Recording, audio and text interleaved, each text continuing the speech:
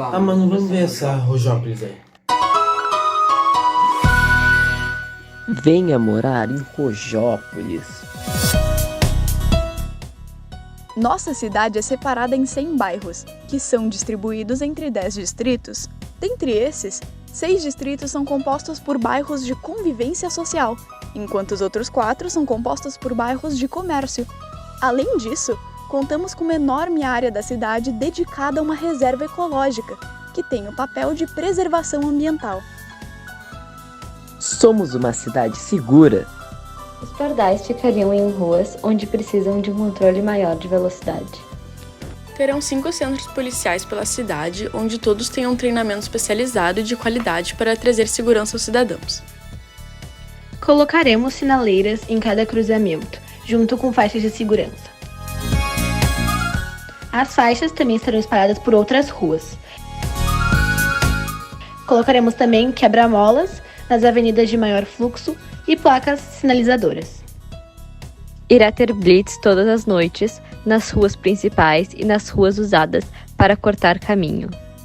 Terão 3 cadeias masculinas e 2 femininas na cidade, para manter os detentos. Em todas as praças terá uma viatura controlando o movimento da praça e mantendo a segurança do cidadão. Todos os dias, a cada 3 bairros, terá uma viatura rondando a área.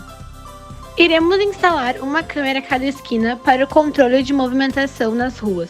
Essas câmeras também irão controlar a velocidade dos carros, mandando para a central policial os carros que estiverem em alta velocidade junto com sua placa. Ter um foco policial em áreas de turismo. Vai ter uma polícia criminal que, quando tiver um assassinato, por exemplo, os policiais vão examinar a cena do crime, recolher as provas e evidências e levar para um laboratório, onde serão examinadas. Quando alguém estiver em estado de emergência, profissionais especializados saberão dar dicas e ajudar na situação, e pelo tempo de ligação conseguirão rastrear no mapa de onde vem a ligação. Cidade boa. Respeita o meio ambiente. Nossa cidade foi baseada no conceito do urbanista Ebenezer Howard. Ele criou a cidade-jardim como uma solução para o pós-revolução industrial. Partindo desse princípio, a disposição está semelhante ao projeto do Howard. Elas separadas em 3 tipos de espaço. Um dos espaços é a área natural, com 65% do total de árvores da cidade, um jardim botânico com cerca de 350 mil espécies diferentes, e o ponto de encontro de toda a população é um lago com água potável. Nas áreas residenciais, são dispostas 24% das árvores da cidade. Nas áreas econômicas, terá os 11% restantes de árvores, totalizando 7.500.000. Rojópolis bate recorde todos os anos na área da saúde. A saúde da nossa cidade ideal vai contar com hospitais públicos, com fortes incentivos do governo. As redes dos hospitais são mais do que suficientes para atender de forma especializada e inovadora a toda a população da nossa cidade. No nosso hospital, o atendimento é imediato e eficaz. Contamos com uma equipe de médicos bem preparados para qualquer situação. No nosso hospital, reconhecemos a importância dos nossos médicos e assim valorizamos. Recebem um excelente pagamento sem atrasos. As áreas dos hospitais são divididas em especializações. Tem o trauma, que tem um vasto pronto-socorro para casos que precisem ser atendidos às pressas. A cardiologia, que é uma área especializada em nosso sistema cardiovascular. Temos também a oncologia, com equipamentos e doutores especializados. Cirurgia geral, com equipamentos e médicos bem preparados. Tem cirurgia plástica, endocrinologia, gastroenterologia, enfim, entre os outros. Psiquiatria também é uma área bem importante que a gente tem, que contém uma equipe de médicos especializados para tratar o psicológico, né? Se você estiver passando por alguma emergência e não tiver um médico disponível, o nosso hospital terá alguns dias onde a população poderá usufruir de cursos para as pessoas aprenderem a lidar com essas situações, para ter uma melhor chance de sobrevivência. Teremos uma ala do hospital especializada, somente em desenvolvimento de pesquisas para a cura de várias doenças nela.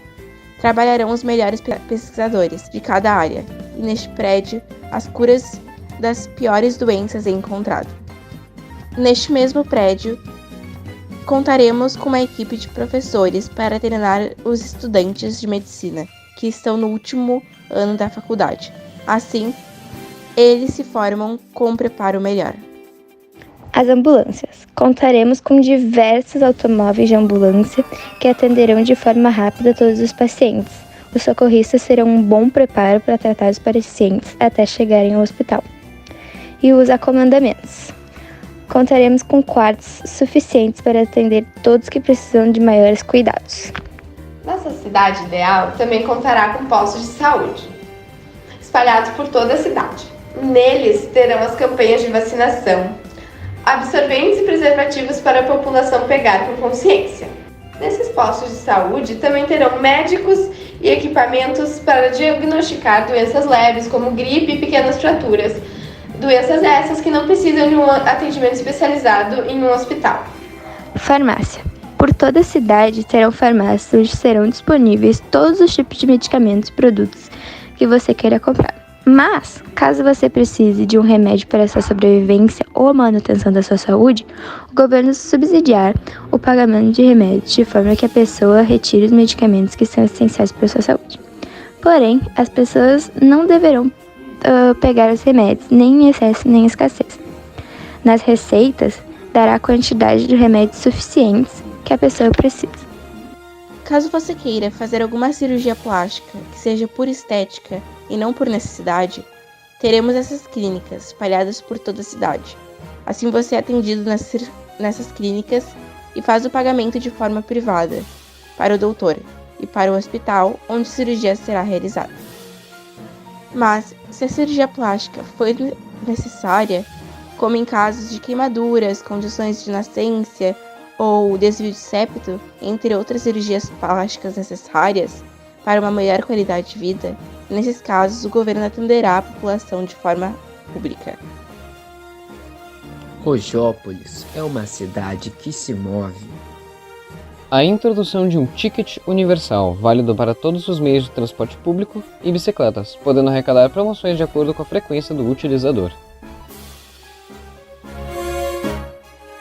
Pontos de aluguel de bicicletas serão popularizados em bairros de conveniência, promovendo a circulação saudável e sustentável. Cerca de 140 km de ciclovias percorrem as 15 mil ruas da nossa cidade. Essas ciclovias são bastante destacadas, principalmente em áreas de grande circulação automobilística. O ônibus movido a combustível fóssil será completamente substituído pelo sistema de ônibus elétrico, conhecido por trams. Teremos 1.500 veículos à disposição, e as linhas elétricas destes meios de transporte se estenderão por toda a cidade e serão distribuídas por 6.000 paradas. A população receberá maiores impostos sobre carros movidos a combustível fóssil, para um maior estímulo da eventual transição para a utilização de carros elétricos. Foram construídas 20 vias radiais e 6 perimetrais para melhor fluxo de chegadas e saídas da cidade.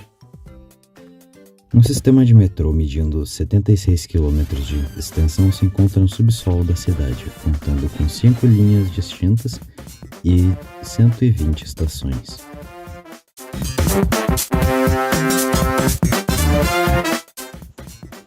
Rojópolis é uma cidade que educa seus moradores.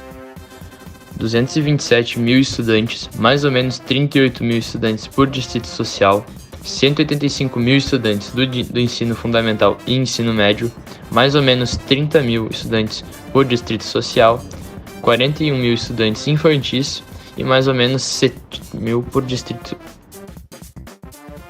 Haverão 30 escolas de ensino infantil, 5 para cada distrito social, cada uma abrigando 1.400 estudantes. Também haverão 60 escolas de ensino fundamental e médio, 10 para cada distrito, cada uma abrigando 3.000 estudantes. Haverão 60 faculdades, 10 por distrito, com cada uma abrigando 3.500 estudantes. A educação teria uma rede de transporte escolar que seria acessível para todos os alunos que tivessem dificuldade para chegar no ambiente escolar.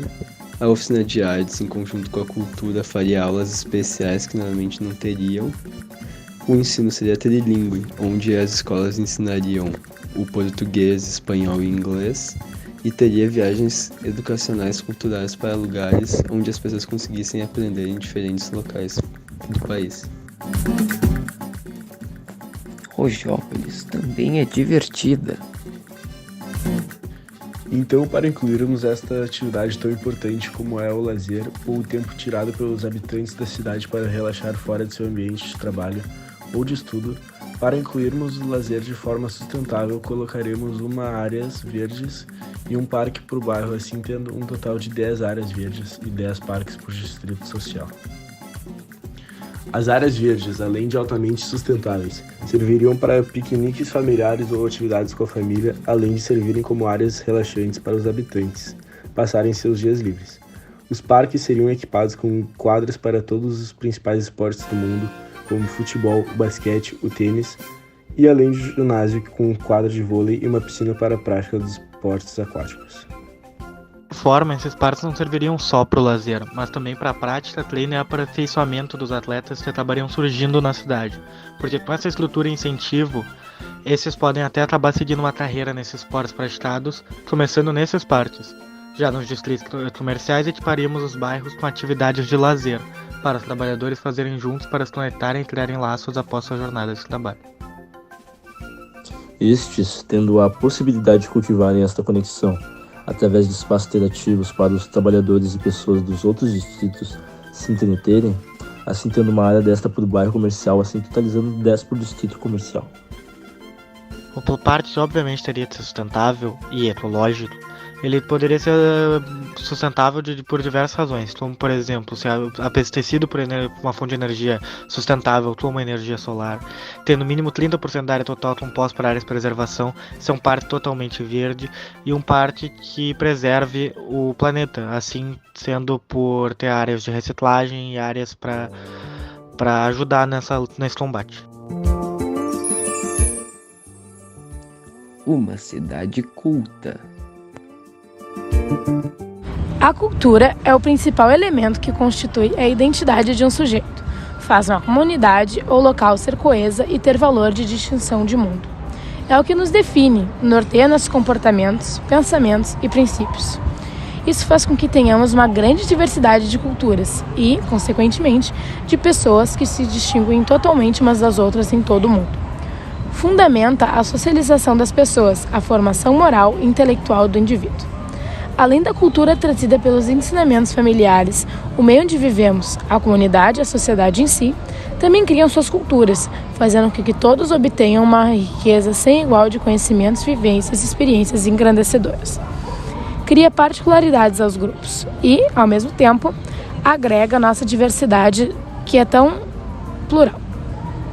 Levar cultura para os povos auxilia na prevenção de doenças mentais, evita que os indivíduos tomem caminhos errados em suas vidas e auxilia na recuperação de pessoas que já se encaminharam para práticas ruins, como roubo, drogas, entre outros. Somado os pontos ditos anteriormente, junto à ideia de que é a partir dela que o mundo que a gente vive passa a fazer sentido, torna-se imprescindível o desenvolvimento e aprimoramento da cultura em uma cidade. Local que abriga diversas pessoas e que influencia diretamente a maneira como elas pensam e atuam no corpo social. Atando-os nós, decidimos moldar a parte cultural de nossa cidade, tendo como base 3 tópicos: a educação, os museus e as obras culturais espalhadas ao redor da cidade.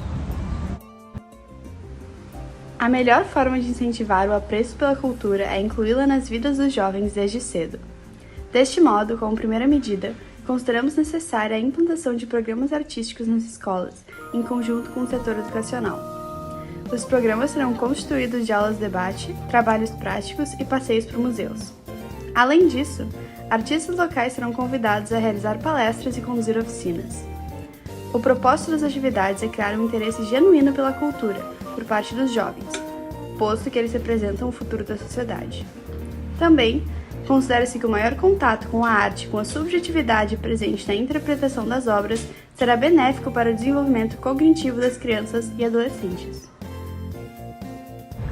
Para aumentar a disseminação cultural da nossa cidade, propomos a instalação de museus gratuitos estabelecidos nos meios residenciais. Assim sendo, a cultura deverá ser mais acessível a todas as pessoas que habitam nossa cidade. Museus são ótimas fontes de conhecimento e enriquecem muito a cultura de qualquer lugar, deixando a história da cidade marcada nos indivíduos que por ali passam. Em outras palavras, são experiências extremamente agregadoras e que servem muito para a abundância cultural do povo.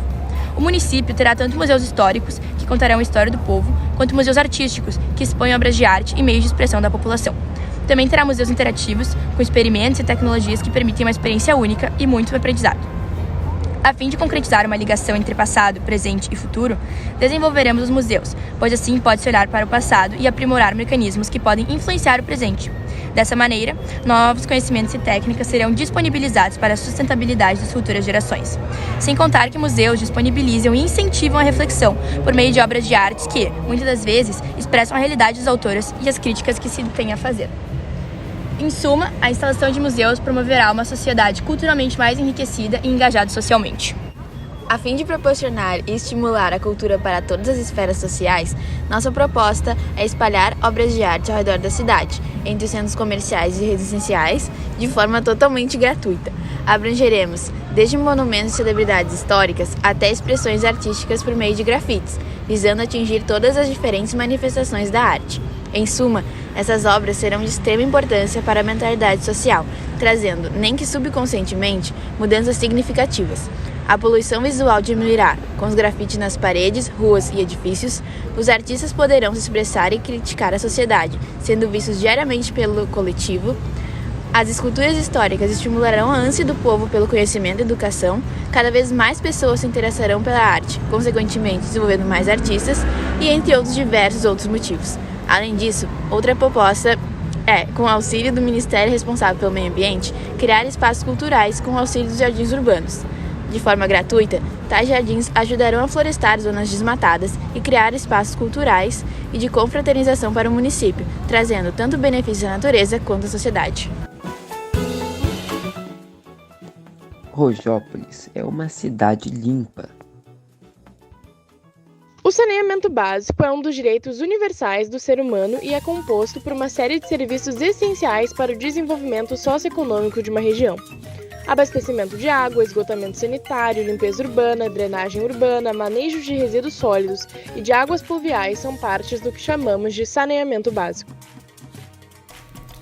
Para começar, a água é uma etapa importante para a eficácia do saneamento básico. Em uma cidade, é preciso que a água potável chegue a toda a população, com uma distribuição funcional. Ela passa por 8 etapas fundamentais até estar completamente tratada e preparada para o uso. A primeira delas é a captação de água do recurso hídrico dos mananciais, que reservam água no subterrâneo, como nos lençóis freáticos e dos poços profundos, e na superfície, como nos rios, nas barragens e nos lagos. É feita também tipo uma penetração para separar os galhos e os objetos maiores dos sedimentos da água. Depois se faz a coagulação, floculação e a decantação para separar os flocos da água. Depois ela vai ser filtrada e é feita uma desinfecção para eliminar os micro-organismos e fazer a correção do pH da água, e depois vão adicionar flúor. A distribuição é feita só depois das análises laboratoriais e parte para o armazenamento em reservatórios, de onde será distribuída para a população por meio de adutoras, que são redes de distribuições que levam a água até as casas. Mas é importante também lembrar que é possível reutilizar as águas das chuvas, para ser um meio mais sustentável e uma opção para gastar menos água.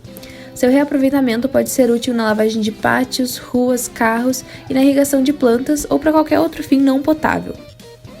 As águas das chuvas podem ser reutilizadas por meio de cisternas, que coletam as águas das calhas, as armazenam e filtram, sistema que seria usado em uma cidade sustentável e ideal.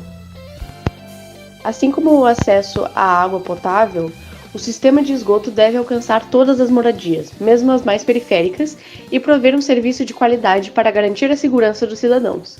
Um órgão público parecido com o DEMAI se encarregaria do tratamento do esgoto, dispondo de tecnologias como a BET, Bacia Evapotranspiradora, ou a de filtros biológicos para manter-se o mais sustentável possível. Para garantir que a reciclagem da nossa cidade será bem efetuada, colocamos em prática tais programas: Câmbio Verde, coleta seletiva, monitoramento de descarte e investimentos em unidades de reciclagem. O programa de Câmbio Verde busca incentivar a população a reciclar por meio de um programa de recompensas. Cada embalagem reciclável terá no seu valor de produto uma taxa embutida. No momento que esse resíduo é devolvido em pontos de coleta, presentes em supermercados, o valor da taxa é devolvido para o consumidor. A finalidade desta ação é encorajar o descarte correto. A coleta seletiva não é um conceito novo. O caminhão de lixo passará em dias diferentes, alternando entre lixo reciclável, não reciclável e orgânico. O que o tornará especial é a monitoria de descarte. Para garantir que os cidadãos pratiquem isso de maneira correta, haverão multas que punem aqueles que descumprem as normas. Outra iniciativa é a parceria entre empresas que se comprometem a reciclar e de reduzir de maneira geral o desperdício de recursos. Aquelas que aceitarem a parceria devem comprovar seus esforços e, em troca, receberão descontos e impostos. As consequências da falta de saneamento básico são inúmeras, sendo a principal delas o prejuízo à saúde. Sem acesso à água limpa, várias pessoas acabam tomando água contaminada, causa de doenças como cólera, E. coli, disenteria, esquistossomose, entre outras. Além disso, sem esse acesso a esse direito fundamental, vivem em contato com esgoto a céu aberto, lixo, etc. Quando se trata de reciclagem, fora o desperdício de matéria-prima e recursos naturais, a maior consequência é o desemprego. As usinas de reciclagem ficam sem material e acabam reduzindo suas equipes. Em suma, para garantir o progresso de qualquer cidade, bem como a segurança da população, o saneamento básico é imprescindível. E o que seria de uma cidade sem um lugar para todos morarem? Os principais pontos para se ter uma cidade ideal é que todos os habitantes tenham uma casa para morar. E não só isso, mas essas casas devem ser sustentáveis, seguindo as propostas da ONU para atingir o desenvolvimento sustentável até 2030, lançada em 2015. Para assegurar que todos tenham uma residência, nós adotamos um método híbrido, usando da iniciativa privada e o poder público para construir residências para o povo. As habitações serão predominantemente compostas de prédios, pois a verticalidade possibilita mais pessoas em menos espaço, o que é extremamente sustentável. Para a arquitetura das casas, existiam algumas características em comum, independente do distrito que elas se localizam. Uma delas é a parede verde, uma parede localizada na parte de fora dos prédios, coberta de plantas, que ajudaria com o isolamento térmico e acústico, enquanto mantendo a parte ecológica da cidade. Também há um sistema de cisternas no topo dos prédios, que coletaria a água da chuva, ou derreteria a neve e transportaria para o sistema público de água, que limparia a nível que não necessariamente seria potável, mas usável no dia a dia. Também são pensados os materiais das casas com sustentabilidade em mente, como por exemplo, toda madeira é de reflorestamento, o que não causa um impacto muito significativo na natureza. Também se usa o cimento reciclado, como é chamado. Ele tem menos água e menos brita e terra, que seriam recursos que normalmente seriam usados a excesso com o cimento normal. Isso reduz bastante o uso de recursos naturais e ajuda bastante a cidade. No total, são 3 tipos de habitações. A primeira, de alta densidade e baixo padrão, compondo 82% da população da cidade. A maioria dos habitantes da cidade, correspondentes às classes trabalhadoras, vão morar em blocos de habitação subsidiados pelo governo. Os blocos de habitação utilizarão dos conceitos da arquitetura verde, mas mantendo a simplicidade, sem muitas regalias, segundo algo semelhante ao plano urbano soviético. Os prédios terão em média 15 andares e 6 apartamentos por andar. Para as classes de mais alta renda, que correspondem a mais ou menos 15% da população total, a iniciativa privada fornecerá habitações de alta densidade e alto padrão, localizadas mais perto do centro urbano. Através das regulamentações constitucionais, a arquitetura verde será reforçada para que todos os prédios sejam sustentáveis. Os edifícios possuirão, em média, 20 andares e 4 apartamentos por andar. Por mais que o ambiente seja predominantemente composto por prédios, ainda haverá possibilidade para aqueles que preferirem morar em bairros de subúrbios. As casas também serão construídas por imobiliárias privadas, seguindo as mesmas regulamentações para a sustentabilidade. A divisão da população geral, de 1.500.000 pessoas nos 3 tipos de habitações, será assim. As habitações de alta densidade e baixo padrão abrigarão 1.230.000 pessoas e mais ou menos 4.500 prédios. As habitações de alta densidade e alto padrão abrigarão 256.000 pessoas e mais ou menos 1.000 prédios. E as habitações suburbanas serão a menor, abrigando cerca de 14.000 pessoas e mais ou menos 4.500 casas.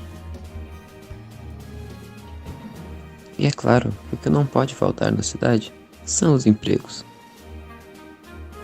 Seriam utilizados trabalhos de meio período com mão de obra não especializada, como em obras urbanas e atendimento ao cliente.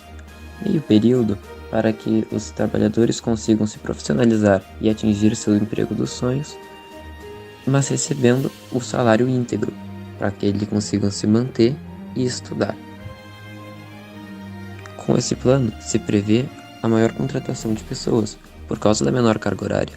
A demanda por trabalhadores será maior, e a profissionalização também, gerando mão de obra especializada e técnica, que causa investimento científico e a evolução da cidade no geral.